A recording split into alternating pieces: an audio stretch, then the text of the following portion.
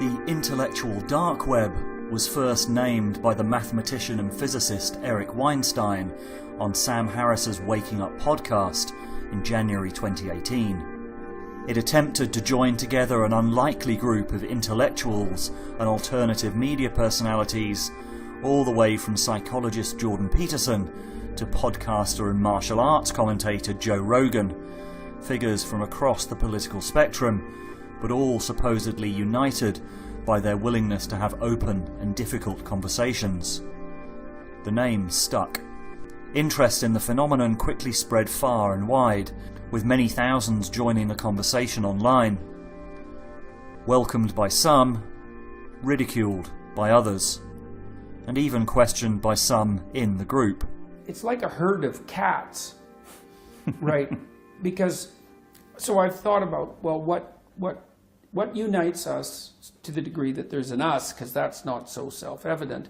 There's enough of an us so that the name emerged and it's stuck. So there's something in common, because otherwise the name wouldn't have stuck, right? You can't name nothing. It doesn't work. So what is the intellectual dark web?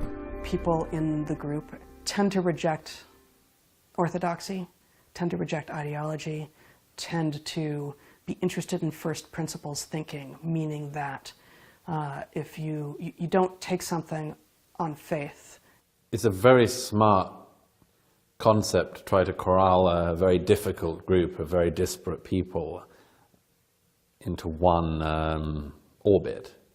I think everybody who's been described as a member of the IDW probably has, among other things, one thing in common, which is they all are used to being howled at for saying things that are self-evident, howled at in public, only to then discover that the public come up to them in private and say, thank you so much for saying what we think. I would say it is actually the manifestation of the process of thinking that's more important than the conclusions that are generated. You need a group of people who are willing to say, hey, you made a better point, I've changed my mind, and I've learned something that I didn't think about. And that kind of integrity in a conversation is what characterizes a lot of the internal IDW discussion to me. It's that people agree not on their positions, they may not even agree as to what the facts are, but they usually agree as to what constitutes a conversation. The intellectual dark web seemed like something Eric Weinstein came up with on the spur of the moment,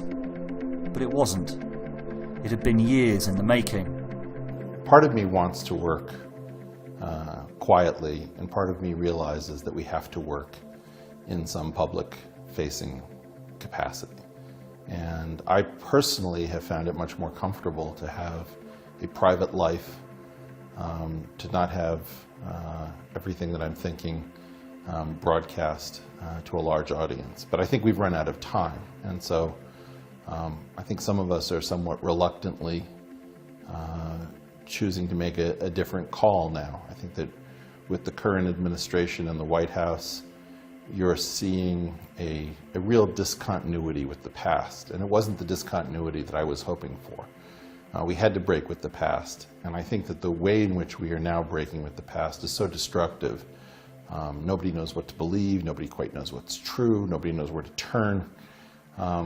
This is not a tenable situation, and so either we're going to descend into some kind of permanent chaos, or there's going to have to be something that we reboot from, and that thing cannot be simply left or simply right, and that's one of the reasons that the IDW is hopeful to me. This is the origin story of the IDW. What started off this path that I find myself on is that I was curious about certain things. I was curious about the world, and I wanted to ask a bunch of questions about, well, really pretty much everything. And I find that if you keep asking why questions, you eventually either A, get tired, or B, become a theoretical physicist or mathematician. And so many of the deepest questions led to a kind of disciplined way of thinking about the world, where we see all of the complexity in the world around us as being built up from very simple and beautiful patterns. And I think it was my desire to contribute to that story, in particular with theoretical physics, that began my path. But at the time that I really emerged as an adult, theoretical physics was in a great deal of difficulty and trouble.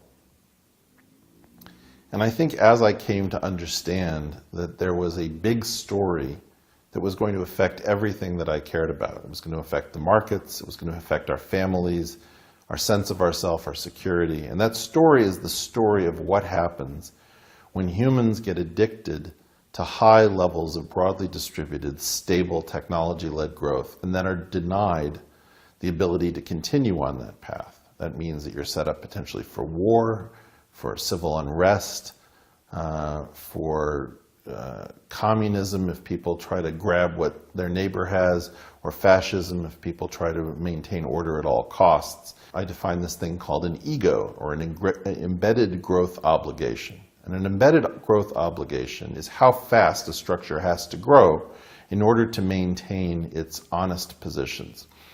So if you have a situation in which you have trial lawyers and they're supported by various associates, and the associates all want to become partners and trial lawyers themselves, then what you have is you have a situation where the law firm has to grow at a very fast clip if all those people are going to be satisfied with their job decisions. Well, very quickly that ability to grow runs out. And then people want to know, why am I stuck in a position going nowhere? Well, the same thing was happening in theoretical physics. It was happening in mathematics. It was happening in the pension funds. It was happening absolutely everywhere except for a small number of places like startups and hedge funds, which for a period of time were able to buck that trend.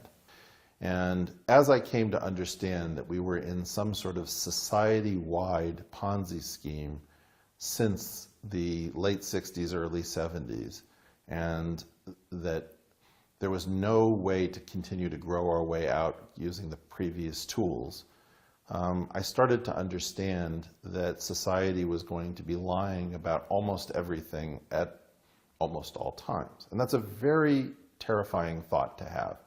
We have effectively entered a period in which we cannot trust our experts. And I think that what began as a desire to contribute and to do real work ended with an understanding that we've got 2 generations of institutional experts that are corrupted, and that we cannot wake up from this crazy fever dream that we're all in because we can't figure out who we can still trust. The doctors are compromised, the professors are compromised, the journalists are compromised, the politicians are compromised. About the only thing that isn't badly compromised are people with an independent source of sustenance. Individuals in very small groups are about the only thing that is free of this disease of the embedded growth obligation. And so the paradox is that the individuals have to save the institutions that are trying to extinguish them, because the institutions don't want to hear this message. But in fact, if they don't make use of the tiny number of people functioning as individuals or in small organizations, all of this is going to collapse because it cannot continue along its current exponential path. That exponential gave out a long time ago, and it's like Wile E. Coyote running off of the cliff. As soon as he realizes that there's nothing holding him up, down we fall. There's 2 games here. There's trying to get the best deck chairs on the Titanic, and there's trying to rescue the ship. And in general, nobody can think of how to rescue the ship, which is a daunting task. So instead, what we're doing is we're fighting for position in a losing game. And it's important that that stop.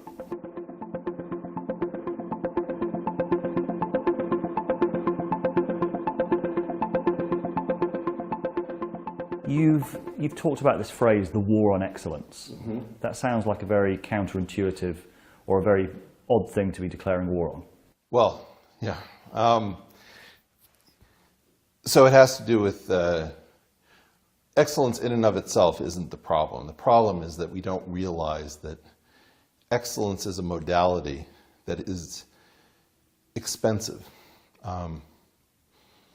When we pursue excellence, we usually pursue some activity that has very low variance. An excellent sprinter is going to be somebody whose times are usually very tight around their personal best.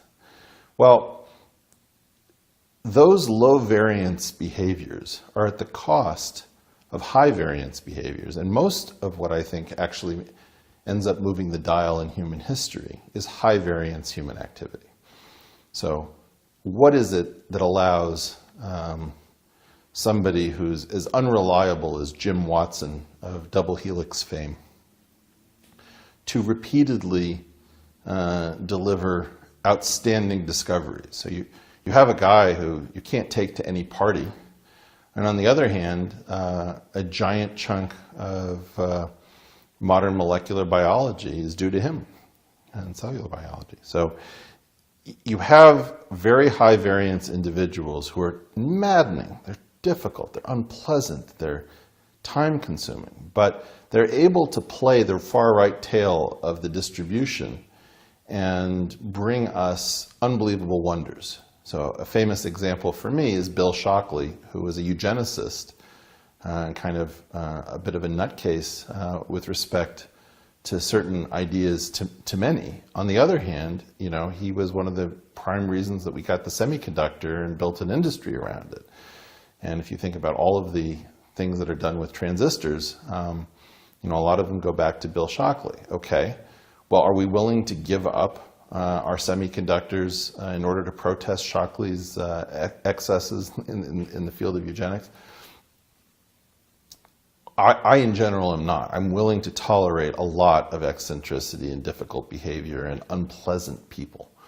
And I think it's absolutely imperative that we realize that as a society, we are standing on the shoulders not only of giants, but of jerks, of unseemly people, very marginal individuals who have nevertheless contributed much of the genius that undergirds our modern productive society. And I think it's absolutely appalling that we don't even know our own history to know this uncomfortable relationship and how important it is to allow in high variance individuals into a world which now attempts to shut them out by claiming that we need excellence at all costs and highly agreeable people with very small variance. This is a one-way ticket to irrelevancy. Nature provides a lot of very difficult people who are very disagreeable with very high variances, particularly the learning disabled community has very high variances. And I believe that they're not eliminated from the gene pool for a reason. I believe that they're there to be the innovators. And so we're killing our own innovative class with all of these extra requirements for collegiality or diversity or some kind of regularity. Because often everybody on the team has one idea, and the idea that you need is the one guy who won't go along. So how do we get people who are, if you know the Ash conformity experiment, Ash negative, that is, that they don't go along with what everybody's pretending to claim as their own perspective. On each card there are several lines. Your task is a very simple one. You're to look at the line on the left and determine which of the three lines on the right is equal to it in length. 2. 2. 2. 2. The subject denies the evidence of his own eyes and yields to group influence. We also want people who are Milgram negative. If you know the Milgram experiment of Stanley Milgram. If you make an error, however, you'll be punished with an electric shock. So, of course, it is to your advantage that you learn all these word pairs as quickly as possible. You want people who, when asked to push the buzzer to administer an electric shock, tell the experimenter to buzz off, rather than the people who go along with it when they're assured that they will not be held personally responsible. So in part, you have to recognize that heroic behavior comes from a group of people who, in general, are viewed as somewhat unsavory by the mainstream, and that's fine. What makes you so certain that those kind of individuals are not part of the establishment at the moment? Well, first of all, even where they are part of the establishment at the moment, they talk to us in hushed tones, like, oh, you don't know how bad it's gotten. I can't say that anymore. 15 years ago I could say that. Now I could lose my job. Like, you're actually, those people are still there, but they're not free to think. And the penalty for like a single misstep I mean, even imagine that you have a bad thought, you say a bad thing. Was that the end of your career? We're going to dispose of high ability people because they told an off-color joke in the wrong setting? Like, that's insane. I don't know how to say it. Like, you could have somebody who might be on the verge of a cure for cancer, and if they told some joke that offended somebody's gender sensibilities, that person could be out of a job. Well, that's insane. I mean, it's very important to understand that level of intolerance, of fragility, has to be driven out of the institutions that require these high agency individuals. And is your sense that that process of excellence keeping out genius is actually a civilizational threat, or is partly to do with the situation that we find ourselves in? Yeah, I mean, let's just talk about disagreeability as a trait. Right now, we have all sorts of things that need people to say no to them and to point the way towards something else.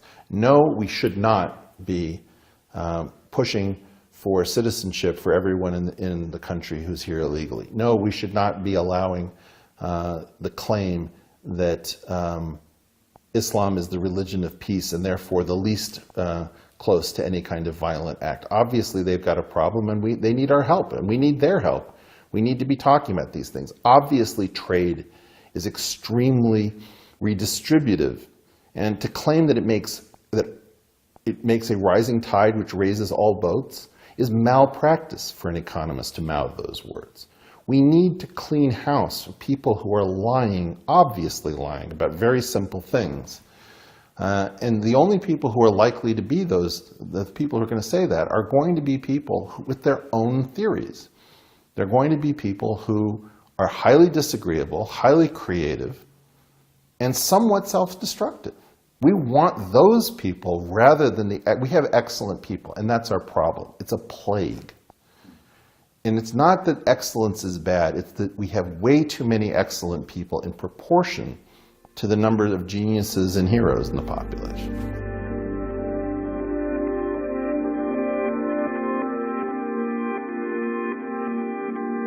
Sewell Wright, who's an evolutionary biologist, had a beautiful analogy of this called a fitness landscape. And his perspective was, when you're doing things mostly right, you can figure out how to do them a little bit better by figuring out what gets you a slightly better outcome with small variations. And so this was analogized to climbing a little hill of fitness. But if you imagine that fundamentally you're pretty close to the top, and the really high fitness peak is across a valley that you have to go down to go up, what does that feel like in terms of an innovator? How does an innovator experience it? Well, you might see yourself maxing out your credit cards. You might see your relationship in tatters. You might see that you've overpromised and underdelivered and you've got only 2 weeks to come up with a solution and you've got nothing. The kinds of people who are willing to take on those sorts of assignments are going to be very frightening to the general population. And great, that's wonderful. We have to make sure that those people have a home in science, in startups, in journalism, in sense-making, in anything innovative, so that fundamentally you don't get these levels of consensus around total nonsense that keep cropping up inside of the institutional framework.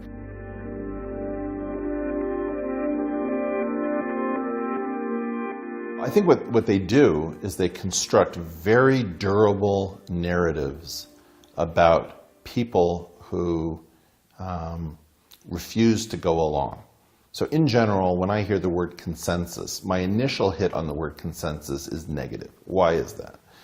It's because if everybody agrees that something is true, like 2 + 3 = 5, you don't need a consensus. Nobody talks about the arithmetic consensus. Everybody who doesn't subscribe to the arithmetic consensus goes nowhere. They can't build a house. They can't handle money. Okay, so there's no need to call it the arithmetic consensus. On the other hand, if things are actually open-ended, very rare for people to all bunch together around one set of tentative ideas.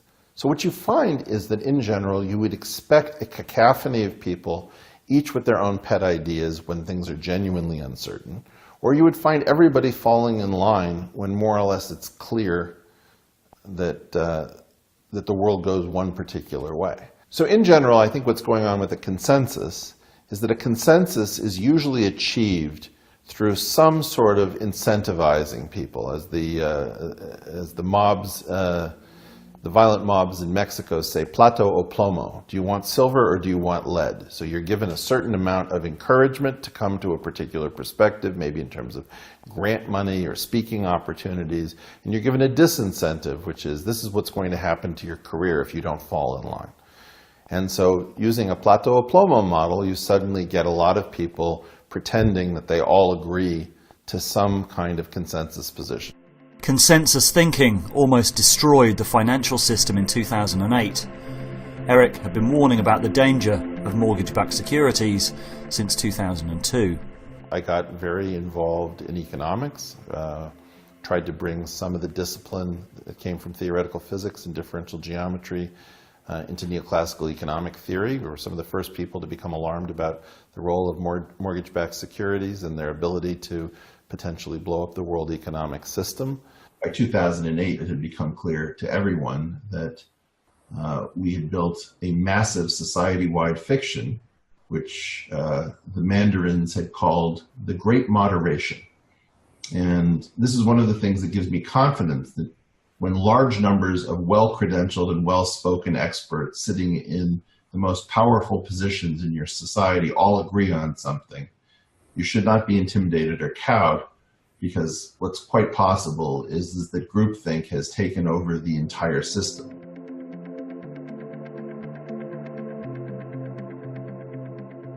And after 2009, when we held a conference at the Perimeter Institute, where we tried to bring in people from outside the financial community to look at the financial crisis. Welcome to the Economic Manhattan Project.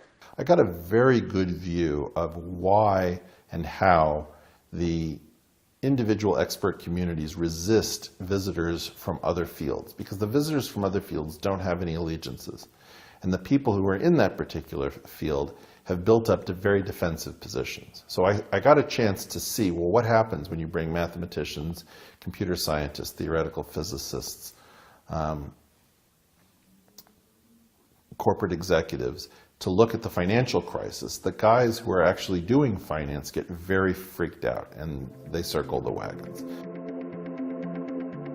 People sense that there's something about the incentive structures that makes the conclusions untrustworthy, even when the conclusions are right. And sometimes the conclusions of the consensus are right. That's not the issue. I think climate is a situation which my guess is that the climate consensus is probably correct in some sense. But many of us are very disturbed by our ability to see incentives pushing people to hold certain conclusions. So I think that structure is enforced by taking anyone who's outside of the consensus and attaching concepts to their name. So one of the experiments I tried was controversial Professor Paul Krugman versus controversial Professor Jordan Peterson. Paul Krugman has been a controversial professor for decades, but there wasn't a single hit on all of Google for the phrase controversial Professor Paul Krugman, because this is one of the tricks inside of what I've called the gated institutional narrative, or the GIN. So in the GIN, the way it works is that you have these set phrases. It could be, controversial strongman Bashar al-Assad. Okay, well, what is that telling us? It's the news media opining that we should be picking a side and that he should be on the opposite side. So when you have a situation where the news media wants to promote somebody like Paul Krugman, they don't call him controversial Professor Paul Krugman. They call him New York Times columnist or Nobel laureate Paul Krugman. But if it's Jordan Peterson and Jordan hasn't signed up for some sort of consensus position, he has to be controversial Professor Jordan Peterson. Now, it's true that he's a controversial professor, but that's actually the gated institutional narrative's special language for telling the audience who the good guys and the bad guys are.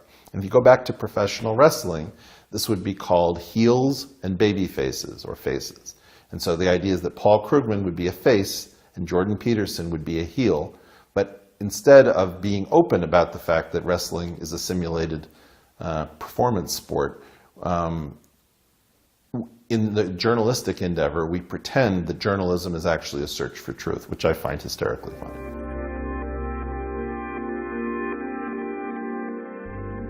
And you've described this as kayfabe in the past. Right. Can you explain what that is to people who've maybe not heard that term? Sure. I think one of the problems is that we don't have good language for dealing with multi-layered deception.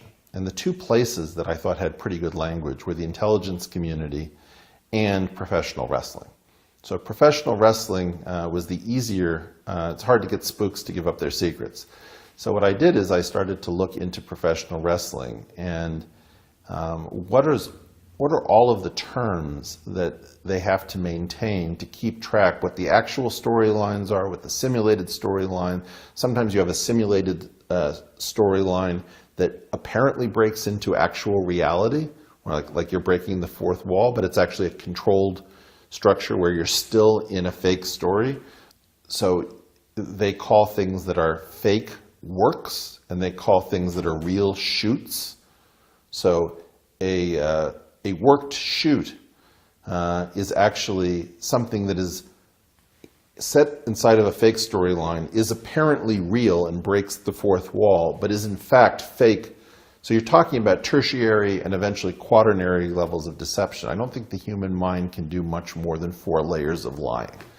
But kayfabe is the organized structure of lies that undergirds professional wrestling and has kept it as a simulated sport for about a century. All sorts of human activity veer between utter terror and boredom. And why is that? Well, because if something is actually an unbounded negative potential experience, people are very hesitant to engage. So if 2 wrestlers can really do damage to each other, they're going to circle each other for a very long time before engaging because they don't want to risk anything that they don't have to. So you could have bouts that would go on for 4 or 5 hours and basically nothing happened. Well, this is true in all sorts of endeavors. People in the know in finance don't really want to risk their money. So they come up with all sorts of elaborate ways to make sure that they're going to be okay no matter what happens. In politics, the same is true. Nobody wants to simply find that they're out of a job because they lost an election. So there's an elaborate revolving door between politically related occupations like punditry or lobbying and actually being a representative. So you have all sorts of fakery that is intended rather to make stable careers for the participants and to present an engaging and regular product for those in the audience. And so I believe that in some sense what you're seeing is what I call K-fabrication, where real activities that are dangerous and or boring tend to get sanitized by the participants so that they can present an as-if product to those outside of the structure and not themselves get hurt and continue to make money off of it. And I think that that's what happened in professional wrestling. There's a real competition for airtime, for fame, but there's a fake competition, which is a scripted series of pretend bouts where the decisions are actually known in advance. And that's very similar to what I see happening in war, in finance, in media, and particularly journalism. I think you've spoken before about the sense that these systems get weaker and weaker as they continue.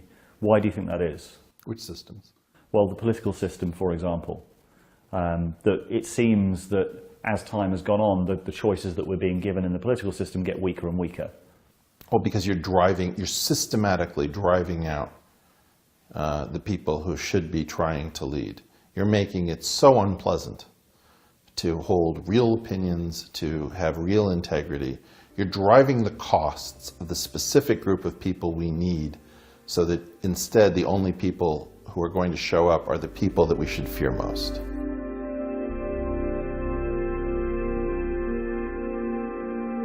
There was the New York Times article that came out and kind of named the IDW. Is there a kind of paradox in that it's no longer dark? Well, it was never dark, and that was a large part of the joke.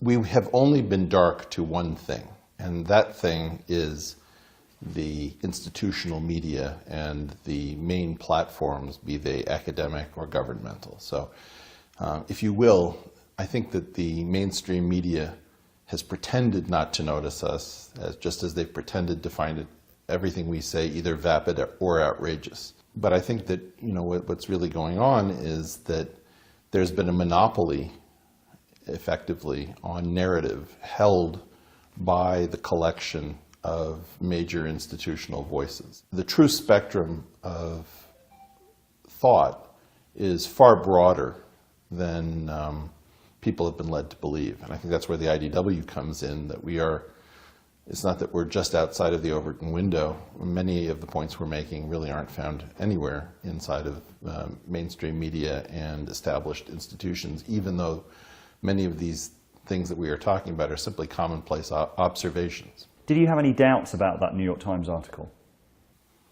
I mean, I had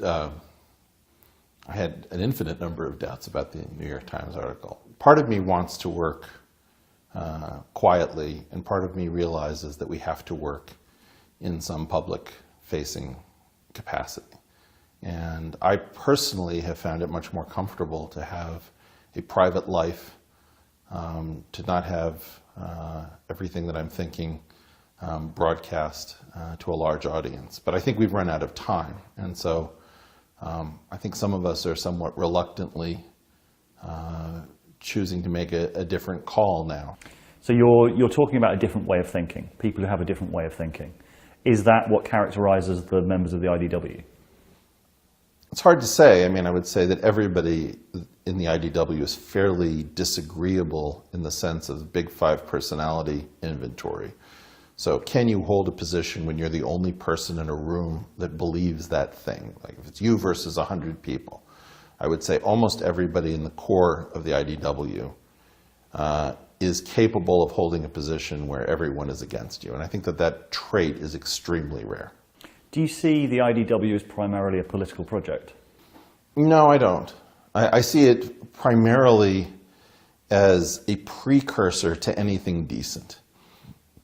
It's what has to succeed for us to have a political conversation. I don't think we're having a political conversation, either internationally or nationally. I think we have people who are talking about nonsense positions. We just went back to the immigration position. There are only two positions I'm convinced aren't political. One is open borders, which is never going to happen, and the other one is closed borders, which is never going to happen. And yet, you very often encounter people who are talking in these terms as if these are the actual positions. So I don't think that we're having a political conversation. I think that what's been going on is that the mainstream media has been playing keep-away ball, right? So this game where you're throwing the ball over somebody who's trying to catch it. Now, the public has been trying to get in on this conversation.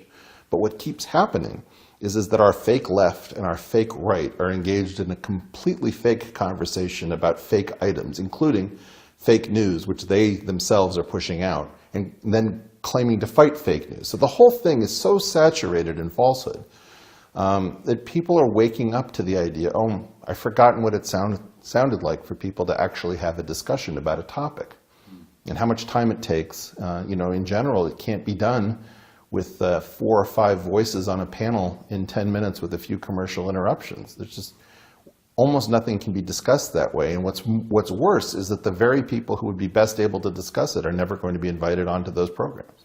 In a way, the people in the IDW have been selected for. Like, a lot of them have had quite high-profile encounters. You look at Sam Harris with Ben Affleck, or you look at Brett Weinstein, and there's a sense that they've in some way had to live out their ideas. There's a sense of bravery that they've had to stick up for themselves. Jordan Peterson and C16, I mean, you can list a lot of times where as you said, they had to be that one person who was thinking a certain thing. No, I mean, I think I made the point, probably on the Rubin report, that what's going on is that when you ask any large collection of people to salute a nonsensical flag and pledge allegiance to it, and more or less everyone makes the calculation, I guess if this is going to get me through my day, I'll salute any flag. Then you've got the one gal or one guy who doesn't want to. Well, my observation is that that person is usually sitting on an entire mountain of interesting thoughts that they don't have the freedom to simply make a convenience readjustment. And so from that perspective, yeah, in general, if you ask 1,000 people to salute a flag that makes no sense and tell them that they'll be incentivized, you'll get a $1,000 check at the end, or you won't lose your job, and somebody stands up and says, no way, I'm getting out of here, do what you want. That person is usually much more interesting than just being a contrarian. That person is usually saying no because they've got an entire worldview that is built by hand and bespoke. And so that's why this method of finding people has been relatively fruitful. It's people who don't back down, usually don't back down for a reason, because there's every reason just to go along. It seems that the phenomena of the IDW is part of this great intellectual awakening. I mean, you're seeing people being really hungry for long-form content on YouTube, 3-hour conversations. People are clearly hungry for a lot more intellectual stimulation. I don't actually agree with this. I mean, this is an idea that I think Jordan has slightly wrong. So for a while I've been making the point that there was a change between writing for television was sort of the lowest form of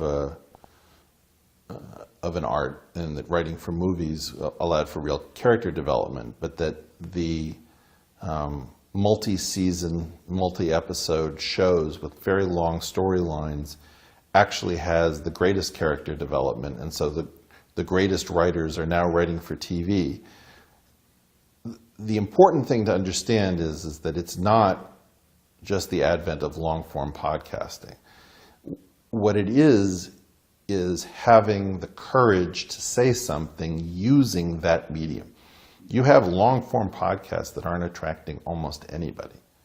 And the only reason that the IDW is behaving in a different fashion is that it's marrying the content that brave people are starved for with the change in technology. And so in general, most things don't work in a 3-hour format. What works in a 3-hour format is when you're living through what I'm calling left Carthyism, where the modern left, which is my side of the aisle, has gone so completely insane that people are starved for normal conversation as if it was samizdat in the former Soviet Union. And so you have an underground network, if you will, that is supplying that need for reality. And the only reason we're underground is because the mainstream is pretending, for the most part, not to notice that this phenomenon is existing, which is fascinating. And you've described this as a civil war within the left. Could you explain what you mean by that? Sure. The left that I relate to is the left that realizes that the past cannot supply the answers and that we have to actually progress because we can't stay here. It is not the left that believes we can wish ourselves into a beautiful future by pretending that the world is different than it actually is. So I think that the key thing that is an agreement between these two groups is that we have to get to some sort of better place, and that is the progressive in progressivism. Where we are deeply divided, and again, these are the divisions that is much worse than between left and right. How these absolutely imbecilic figures believe that you can just wish yourself into paradise, that you don't have to worry about markets, that you can just say, free good things for everybody. Well, it just doesn't make a whit of sense. Or, you're going to wish human beings to be both simultaneously non-diverse so that you can argue that any difference in pro rata shares of a group in any occupation is evidence of oppression. And then you're going to turn around and argue that people are actually incredibly different because we're going to get a huge benefit from diversity. I mean, this is not even self-consistent. This would be offensive to an intelligent 5-year-old. So I don't really believe that these progressives, as they call themselves, and regressives, as some of us call them, are even making serious intellectual points. They're sort of trolling by pretending to believe in all things that just gum up the works. And so it's very important to me that not only do we not really spend time debating people who are not serious in their intellectualism, but that we realize that it is important to the diversity of mature and important ideas that we not spend undue effort engaging ideas that are functioning very differently from regular conversation. It is as if somebody asks, should we have a diverse dinner tonight? Well, we could invite somebody from this position, from that country, from this gender, and then should we invite a suicide bomber? Well, if you're a suicide bomber, that bit of diversity is going to take down the entire conversation as well as all the people at the table, right? Well, these are like suicide bombers in terms of their ideas. They are attaching themselves to real conversations and blowing up the conversation so that you can't actually speak. And I think what we need is we need to realize that the diversity of ideas that have to be explored hinges on not allowing in bad diversity. That is, you don't want a single person at the table who wants to scuttle the conversation. And that's not something that we've understood about the modern left. The modern left is very often focused on scuttling any realistic conversation so that it can continue to threaten and terrorize people into pretending to hold positions that no sane person could possibly hold. Why do you think it's become like this? Well, I think my wife probably has the best explanation, which is that when you're actually dependent on labor for your voter base, labor has economic issues. So this is the great search for something cheaper than labor. And identity turns out to be much cheaper than labor. If you can get somebody to vote for you where you're going to take their future, their security, and their retirement, but you're going to celebrate the fact that they came from Laos, that's a bad deal. Nothing against the Laotians, but for God's sake, stand up for yourself as a worker before you stand up for yourself as somebody who needs to see Southeast Asia celebrated on the national stage. It's not that exciting. Demand more from your representatives. This is the great search for the cheapest possible constituency. And that's exactly why I think it's happening. I think it's because the traditional Democratic voter base was too expensive. They wanted real change. They wanted to participate economically. They wanted to participate at the level of power.